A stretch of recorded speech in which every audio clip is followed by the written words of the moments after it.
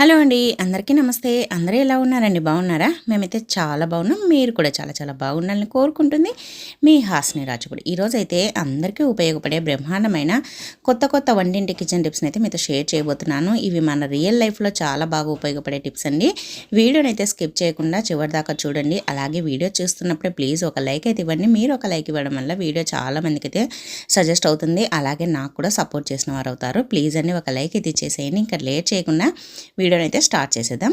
ఇప్పుడైతే ఫస్ట్ టిప్పు, మన ఇంట్లో బాదం పప్పులు ఉంటాయి కదండి, బాదం పప్పుని అయితే తీసుకోండి. అలాగే ఇలాంటిది దంచేది రాయి ఉంటుంది కదా, గరుకుగా ఉండేది. ఇది కాకపోయినా ఏదైనా సరే గరుకుగా ఉండే రాయిని అయితే తీసుకోండి. ఇలా గరుకుగా ఉండేదైతే మనకి బాగా పనిచేస్తుంది అనమాట. తర్వాత కొన్ని పాలను కూడా తీసుకోండి. ఈ గరుకుగా ఉండే రాయి పైన కానీ లేదంటే ఇలా దంచే రాయి పైన కానీ పోసి ఇలా కొద్దిగా బాదం పప్పుని ఇలా బాగా ఇలా కొద్దిగా తురిమినట్లుగా అనుకోవాలన్నమాట. అంటే దీనిపైన ఇలా గీకినట్లుగా అన్నామంటే ఇది పేస్ట్ అనేది వస్తుందన్నమాట. ఈ పేస్ట్ మనకి ఎందుకు పనికి వస్తుందంటే చాలామందికి మంగుమచ్చలు వస్తూ ఉంటాయి. చాలామందికి ఇంకా 30 తర్వాత నుంచి మంగుమచ్చలు వస్తూ ఉంటాయి. అలాగే వంశపారంపర్యంగా కూడా మంగుమచ్చలు వస్తూ ఉంటాయి. అటువంటి వాటికి ఎటువంటి క్రీములు మెడిసిన్స్ వాడకుండా ఇలా కనుక చేసామంటే బాదం పప్పుని ఇలా మనము పేస్ట్ చేసి అప్లై చేస్తే మంగుమచ్చలు అనేది ఒక 1 మంత్లో తగ్గిపోతాయి. తప్పకుండా ట్రై చేయండి. ఇంకా నెక్స్ట్ టిప్ అండి, మనం శారీని మడత పెట్టేసి బిరువాలో పెడుతూ ఉంటాం కదా, ఇలా కనుక పెట్టేసామనుకోండి అసలు నీట్గా ఉంటుంది, ఊడిపోదు. అసలు మనము ఎప్పుడు తీసినా కూడా మనకి నీట్గా ఉంటుందన్నమాట. అలాగే బీరువాలో కూడా చాలా నీట్గా కనిపిస్తుంది. బీరువాలోనైనా కబోర్డ్లోనైనా ఈ విధంగా మడత పెట్టేసుకోండి. చూడండి, ఫస్ట్ అయితే ఇలా జాకెట్లేకైతే ఇలా చీరనైతే దూర్ చేసేయండి. తర్వాత ఇలా మనము హ్యాండ్స్ ఉంటాయి కదా, హ్యాండ్స్ని ఇలా ఫోల్డ్ చేసేసేయండి. నేను వీడియో క్లియర్గా చూపిస్తున్నాను. ఇలా ఫోల్డ్ చేసేసి ఇప్పుడు ఇలా కింద నుంచి ఇలా మడవండి. ఇలా మర్చేసి తర్వాత ఇలా మర్చేసి ఇప్పుడు ఇలా రివర్స్ చేసేసి ఆ డోరీస్ ఉంటాయి కదా వాటిని అయితే ఇలా కట్టేసేయండి. ఇంకా అస్సలు ఊడిపోకుండా ఉంటుంది, నీట్గా ఉంటుంది.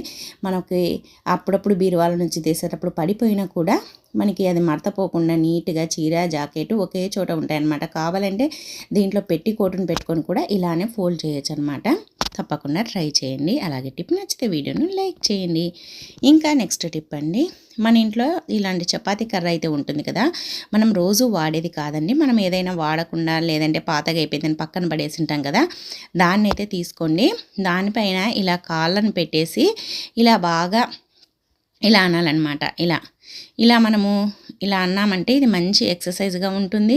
అలాగే ఒక్కోసారి కాళ్ళు తిమ్మిర్లు ఎక్కుతూ ఉంటాయి కదా, కాళ్ళు నొప్పులు పుట్టినప్పుడు కూడా ఇలా చేయడం వల్ల మనకి మంచి ఎక్సర్సైజ్గా ఉండి కాళ్ళకు బ్లడ్ సర్క్యులేషన్ బాగా అంది, కాళ్ళు కూడా ఫ్రీగా అయిపోతాయి. తప్పకుండా ట్రై చేయండి. ఇంకా నెక్స్ట్ టిప్ అండి, చూడండి, మనం ఆనియన్స్ని కూరల్లో వేస్తూ ఉంటాం కదా, కూరల్లోనే కాకుండా ఇలా చేసామంటే ఇంట్లో ఒక్క దోమ కూడా లేకుండా పోతాయి అన్నమాట. ఆనియన్ వల్ల మనకి చాలా రకాల బెనిఫిట్స్ అండి. ఫస్ట్ అయితే ఆనియన్ ఇలా అయితే రౌండ్గా మధ్యలో ఉండేది బొడ్డు మాదిరి ఉంటుంది కదా, అక్కడ కట్ చేయండి. తర్వాత చూడండి, ఇలా వీడియోలో చూపించినట్లుగా మధ్యలో ఇలా కొద్దిగా హోల్ మాదిరి పెట్టేసుకోండి. ఇలా మధ్యలో హోల్ మాదిరి పెట్టేసుకున్న తర్వాత ఇప్పుడు ఏం చేయాలంటే ఇప్పుడు దీంట్లో కొద్దిగా వేప నూనె అయితే వేయాలన్నమాట. ముందుగా లవంగాలు అయితే వేస్తున్నాను. తర్వాత అలాగే 1 లేదా 2 కర్పూరం బిళ్ళలను వేయండి. కర్పూరం బిళ్ళలు లవంగాల వల్ల మనకి స్మెల్ అనేది బాగా వస్తుంది. అలాగే మనకి ఆ ఘాటుకి దోమలు కూడా ఉండవన్నమాట. తర్వాత దాంట్లో కొద్దిగా వేప నూనె వేసేసి ఇంకా పువ్వొత్తిని అయితే పెట్టేసేయండి. ఇప్పుడు ఇలా వెలిగించామనుకోండి, ఆ కర్పూరము, ఆ వేప నూనె, తర్వాత ఆ లవంగాల వల్ల దోమలు అనేది బయటికి పరుగులు పెడతాయన్నమాట. అసలు ఈ స్మెల్, వేప నూనె స్మెల్ కానీ లవంగాలు, కర్పూరము, ఆనియన్ స్మెల్ కానీ అస్సలు పడవన్నమాట దోమలకి. ఇలా చేయడం వల్ల ఇది బాగా వెలిగించేసి మనము ఇంట్లో కనుక పెట్టేసామనుకోండి ఇంకా అస్సలు దోమలు అనేది ఉండవు. ఎక్కువగా నల్లగా ఉండే వాటి దగ్గర ఎక్కువగా దోమలు ఉంటాయన్నమాట. వాటిని ఎక్కువగా ఆకర్షిస్తాయి. టీవీని అలాంటి వాటి దగ్గర ఎక్కువగా ఆకర్షిస్తూ ఉంటాయన్నమాట. అందుకని ఎక్కడైనా హాల్లో పెట్టేసామంటే దోమలన్నీ పారిపోతాయి. ఇంకా నెక్స్ట్ టిప్ అండి, మనమైతే బియ్యాన్ని ఇలా సంచిని అయితే ఇలా ఫోల్డ్ చేసి పెట్టేస్తూ ఉంటాం కదా, కానీ ఇలా పెట్టడం వల్ల ఒక్కొక్కసారి దాంట్లోకి బల్లులు, పురుగులు పోతూ ఉంటాయన్నమాట. అందుకోసమని మనం ఎక్కడికైనా ఊర్లోకి వెళ్ళినప్పుడు కానీ అలానే పెట్టేసి వెళ్ళకుండా ఇలా నేను వీడియోలో చూపించినట్లుగా ఇలాంటి మెటల్ గాజులు అయితే ప్రతి ఒక్కరి ఇల్లులో ఉంటూ ఉంటాయి కదా, మనం కలర్ పోయాయనో లేదంటే పక్కన పెట్టేస్తూ ఉంటాం కదా, ఆ గాజుని అయితే ఒకటి తీసేసుకొని చూడండి, ఇప్పుడు ఇలా బియ్యం సంచిని ఇలా రౌండ్గా తిప్పేసేసి గాజును ఇలా ఎక్కించేసేయండి.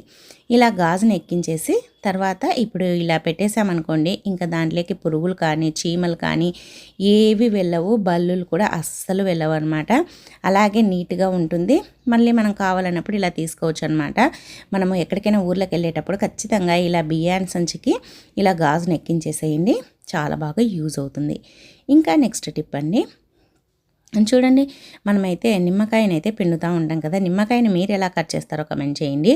ఇలా కట్ చేసుకున్న తర్వాత మనం విత్తనాలని పిండుతూ ఉంటాం కదా, అలా కాకుండా ఇలా అయితే చెయ్యండి, మనకి చాలా అంటే చాలా బాగా యూజ్ అవుతుందన్నమాట. అలాగే మనం చాకుతో నిమ్మకాయని కట్ చేయడం వల్ల చాకు మొద్దు అంటే మనకి షార్ప్నెస్ తగ్గిపోయి మొద్దుగా అయిపోతూ ఉంటుంది కదా, అలాంటప్పుడు కూడా మనం నిమ్మకాయని కట్ చేయడం వల్ల చాకు కూడా షార్ప్గా అవుతుందన్నమాట.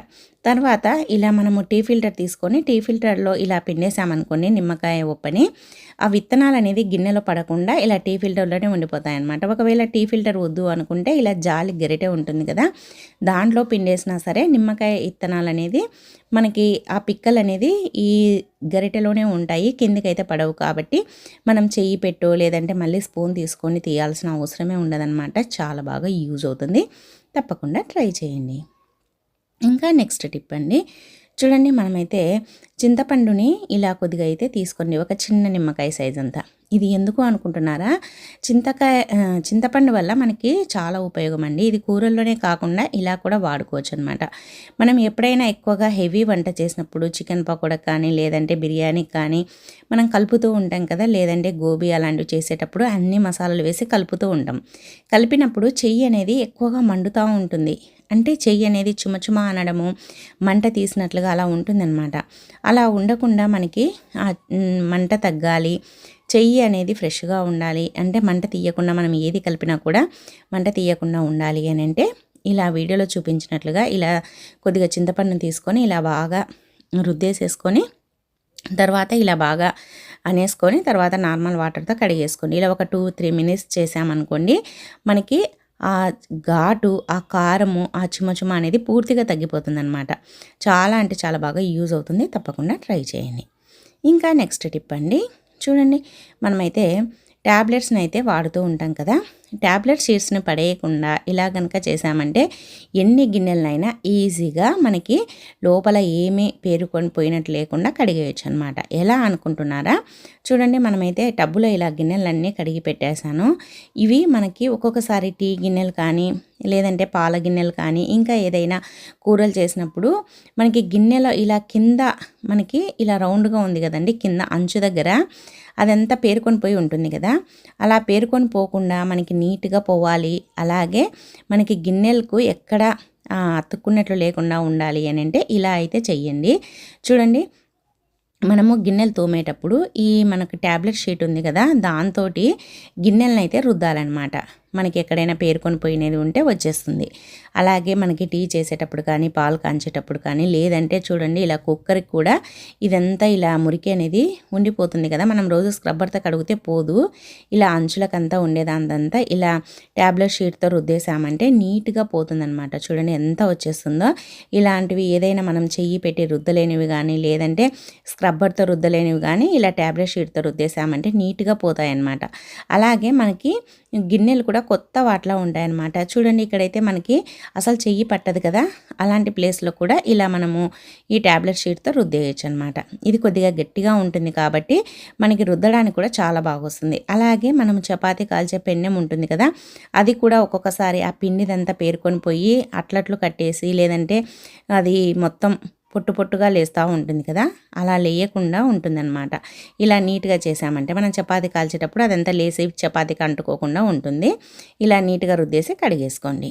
ఇంకా నెక్స్ట్ టిప్ అండి, మనము చపాతీ పిండిని ఎక్కువ మంది బంధువులు వచ్చినప్పుడు కలపాలంటే చెయ్యి నొప్పి పుడుతూ ఉంటుంది కదా, మరి చపాతీ పిండిని ఈజీగా ఎలా కలుపుకోవచ్చు అనేది చూపిస్తాను, చూసేసేయండి. ఇది కలుపుకొని వెంటనే కూడా రుద్దేసుకోవచ్చు చపాతీలు, మనము నానబెట్టాల్సిన పని కూడా ఉండదు. మనము ఎక్కువ మంది బంధువులు వచ్చినప్పుడు కొంచెం అయితే చేత్తో కలుపుకోవచ్చు, ఎక్కువ మంది వచ్చినప్పుడు కలపడానికి కొద్దిగా ఇబ్బంది పడుతూ ఉంటాం కదా, అలాంటప్పుడు ఇలా మిక్సీ జార్లో మీకు ఎంత పిండి కావాలనో అంత పిండి వేసుకొని ఒక్కసారికి సరిపోకుంటే 2-3 సార్లు అయినా ఇలా మిక్సీ జార్లో వేసుకొని కలిపేసుకోండి. ఇలా పిండి ఎంత కావాలో అంత వేసేసుకొని తర్వాత కొద్దిగా ఉప్పు, కొంచెం పాలు వేయండి. పాలు వేసి కలపడం వల్ల చపాతీలు అనేది చాలా సాఫ్ట్గా వస్తాయన్నమాట. అలాగే 2 వేళ్ళతో తుంచితే తునిగేలాగా చాలా స్మూత్గా కూడా ఉంటాయి. అలాగే పిండి కూడా మనం నానబెట్టాల్సిన పని ఉండదన్నమాట. చూడండి, ఇప్పుడైతే మిక్సీ పట్టేశాను. మనకి ఎక్కువ కావాలంటే ఇలా 2-3 సార్లు అయినా మీరు పట్టేసుకోండి. ఇప్పుడు ఇంకా చూడండి, మనకి కరెక్ట్గా సరిపోయిందనమాట. మనం పిండి పట్టేటప్పుడు కొద్దిగా వాటర్ అనిపిస్తే ఇంకా కొద్దిగా వాటర్ వేసేసుకొని పట్టేసుకోండి. కొద్దిసేపు ఒక 1 మినిట్ లేదంటే 2 మినిట్స్ తిప్పేసామంటే ఈ విధంగా మెత్తగా అయిపోతుందన్నమాట పిండి. తర్వాత దీంట్లో కొద్దిగా ఆయిల్ వేసేసుకొని ఇలా ఇంకా రౌండ్గా ముద్ద మాదిరి చేసేసుకొని ఇంకా మీకు చపాతీలు కావాలిస్తే వెంటనే చేసేసుకోవచ్చు.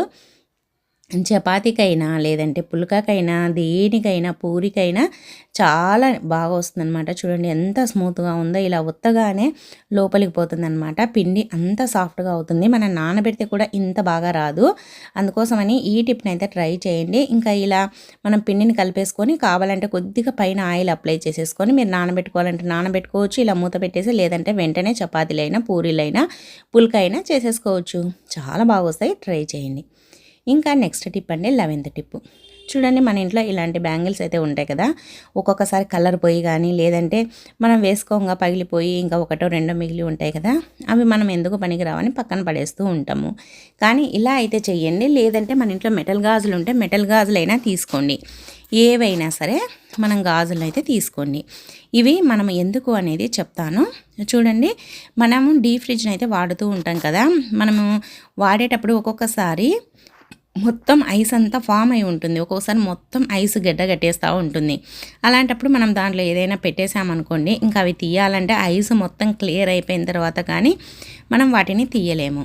మరి ఇవి ఎందుకు గాజులు అనుకుంటున్నారా? మనము ఇలా గాజులను పెట్టేసి దీనిపైన కనుక బాక్సులను పెట్టేసామనుకోండి, తీయడానికి ఈజీగా అవుతుంది. ఒక్కొక్కసారి మనం డైరెక్ట్గా బాక్సులు పెట్టినా కూడా అది కింద అతుక్కొని కూలింగ్కు అసలు తీసేటప్పుడు రాదనమాట.